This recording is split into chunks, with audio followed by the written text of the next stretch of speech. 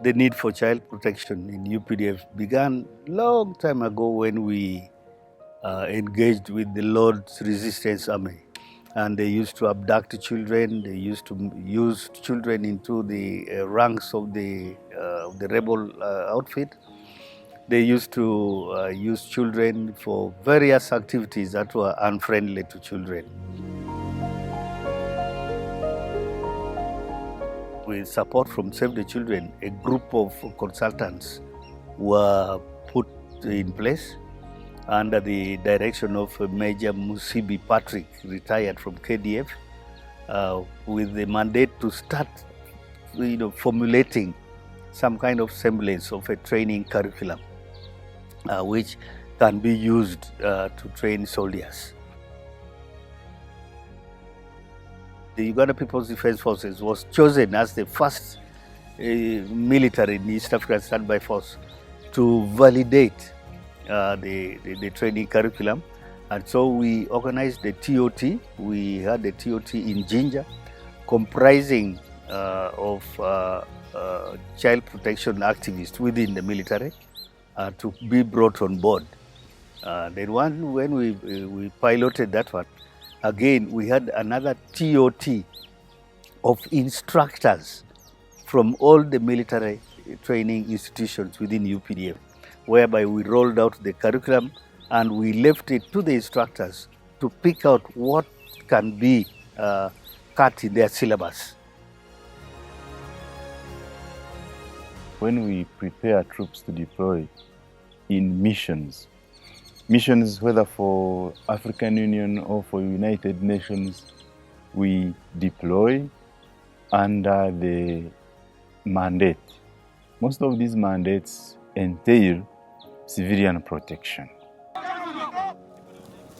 This training on child protection before deploying troops is very relevant because once they get the skills on how to handle these special categories of children, then you know you have a better product when they deploy on how to handle issues that concern these children in conflict areas.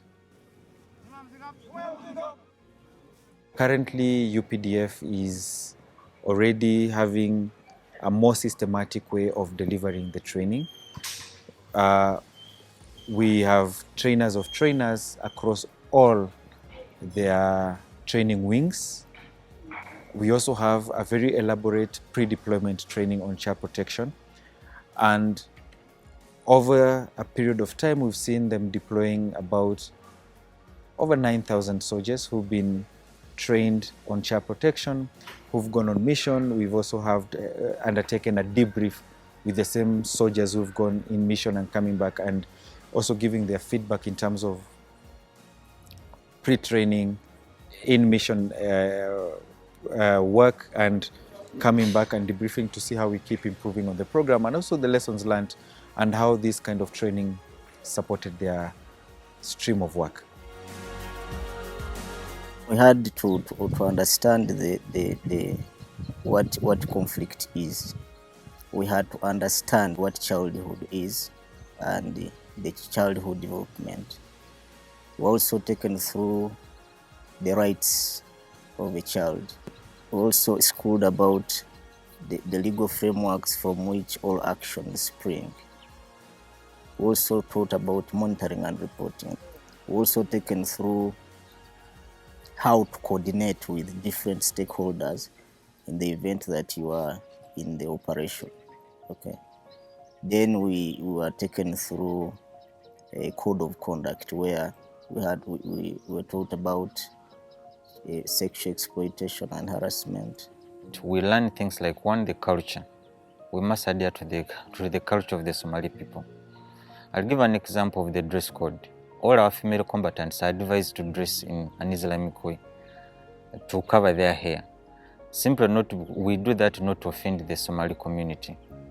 Then we have to learn about the Geneva Convention, about the rules of engagement, what are expectations, when can you engage the enemy, and what dialogue do you take. So all the soldiers are informed in that line, and we go when we're prepared, we know what to do.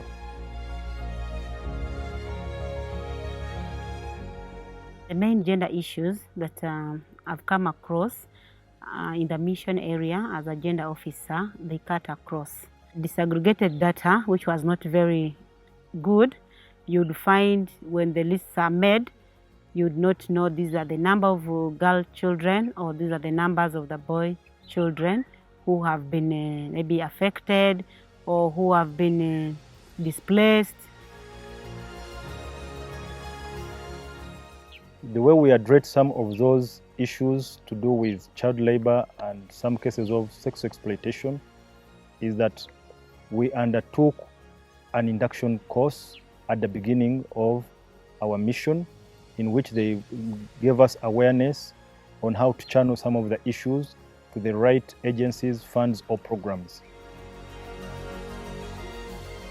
You find that children, like girls, are being also indoctrinated to wear suicide bombs, to come to your base and behave like they are helpless.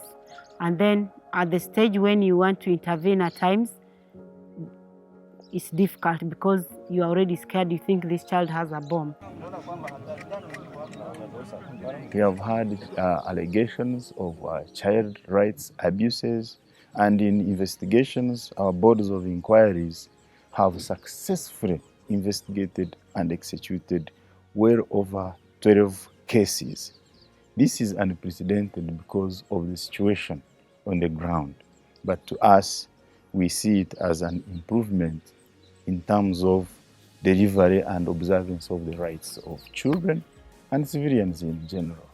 In such a mission, you can't work without civilian.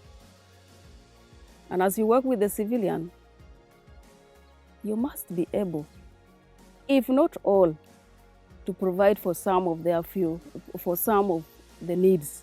Those who came seeking for medical treatment, OPD were conducted, where free medical services were given to those children to address some of the common diseases like respiratory tract infections, eye infections, ear infections, diarrhea, malnutrition.